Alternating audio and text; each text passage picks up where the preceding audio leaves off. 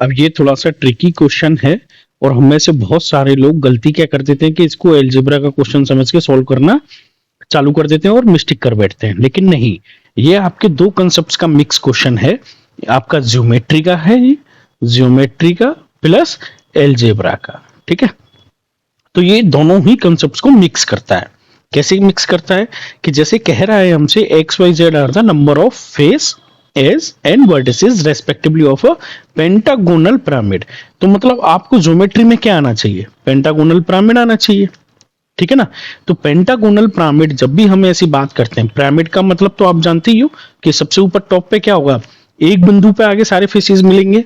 लेकिन इसके बेस को लेके जो हम लोग जो बात करते हैं, कोई स्क्वायर पिरामिड कहता है, कोई पेंटागोनल कहता है, कोई हेक्सागोनल, जब भी ऐसी कोई टर्म आए आपकी, तो इसका मतलब है कि उसका बेस जो है वो आपका क्या है, वो पेंटागोनल है, ठीक है ना।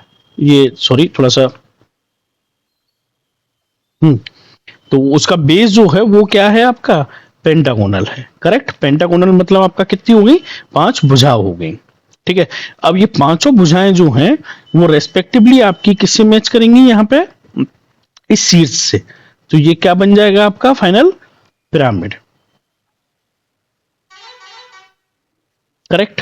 तो ये इस तरीके का आपका क्या बनेगा, ये पिरामिड बनेगा। अगर आप ये समझ पाओगे तो ये क्वेश्चन बहुत इजी है, विद इन 20 सेकेंड्स आप इसका आंसर कर पाओगे। और ये क्वेश्चन सॉल्व करना हार्डली 2-5 सेकंड का काम है, ठीक है ना। तो अब आप देखिए यहाँ पे कि हमसे कह रहा है फेस। अब इसमें फेस कितने होंगे कि ये रेड कलर से जो मैंने पेंटागन बनाया वो तो हो गया इसका एक बेस, और जो ग्रीन कलर से मैंने बनाया है वो उसके क्या हो गए, ट्रायंगल साइड के फेस हो गए। साइड साइड से आपने अगर पिरामिड देखे हो तो कितने फेस बनेंगे ये ट्रायंगल आपके, 5 ट्रायंगल बनेंगे, क्योंकि 5 साइड्स पे बन रहे हैं और एक नीचे बेस हो गया। तो फेस जो हो गए आपके, मैं यहाँ कलर बदल लेता हूं थोड़ा सा, फेस जो हो गए आपके वो आपके क्या हो जाएंगे यहाँ पे, लाइक एक तो हो गया बेस प्लस ट्रायंगल,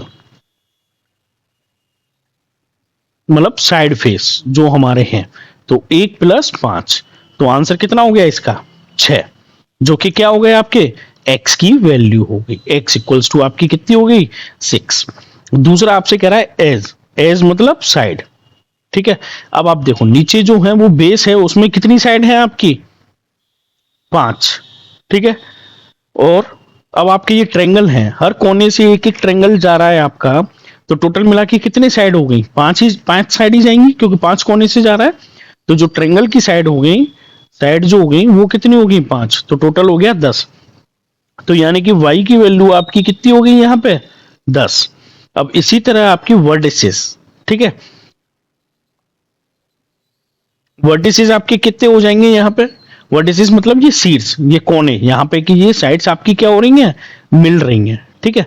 तो ये मैंने डार्क किए हैं, वो कितना होगा टोटल आप काउंट करोगे तो 6 हो गए, 5 नीचे हो गए आपके बेस पर, वर्टिसेस बेस पे हो गए 5 और एक आपका टॉप पे हो गया। तो टोटल मिला के कितने हो गए 6, जो कि आपकी किसकी वैल्यू हो गई, जेड की।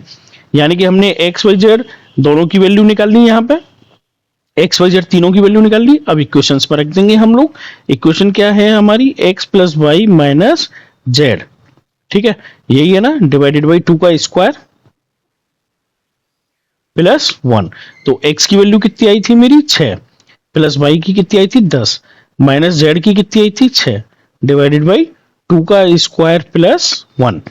तो इफेक्टिवली ये देखिए जैसे ही वैल्यू हमको पता चली तो ये 6 से तो 6 खत्म ही हो गया, और 10 से ये 2 और 5 बार खत्म हो गया। इफेक्टिवली ये कितना बचा, 10/2 का स्क्वायर प्लस 1, मैंने काटा नहीं है, तो ये कितना हो गया 5 का स्क्वायर प्लस 1,